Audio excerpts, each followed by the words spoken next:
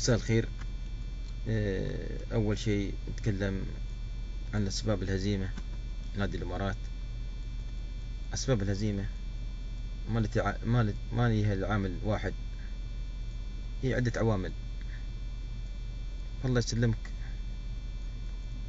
أول شيء يجب على إدارة النادي أو المخلصين للنادي، هم يحبون النادي، إن يكونون يجمعون الناس اللي ابتعدوا عن النادي، لازم يكونون متحابين مع بعضهم بعض. فعلى سبيل المثال نادي الوصل، عندك نادي الوصل كانت فيه مشاكل وايد، فالله وفقهم، يا ابو اداريين زينين مثل قوم اسماعيل راشد، حتى رئيس النادي رجال محترم طيب، فجاب للمجموعة هذه توفق لنادي الوصل.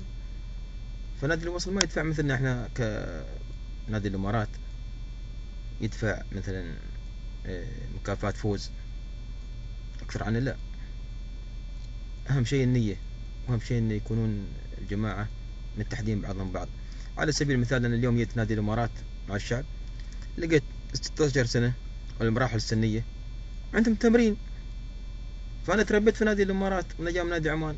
أي عندنا في المراحل السنية يوم تقيم مباراة في النادي، يجب علينا إحنا كلنا نحن ومدربين مالنا متواجدين في النادي، تقوم مباراة الفريق الأول. كيف اللاعب هذا عمره 16 سنة أو 17 سنة أو 18 سنة ما يحضر يطلع مباراة الفريق الأول؟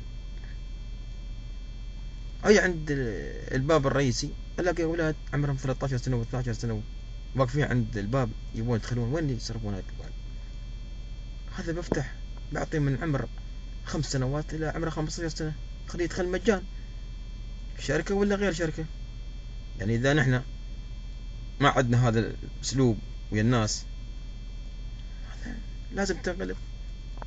أنت قلبك، إذا قلبك أنت ما بحب النادي، مدربين يدربون النادي، يدربون في النادي ما بيجين حاضرين مباراة الفريق الأول، فشو تتريى بعد؟ تريى هزيمة.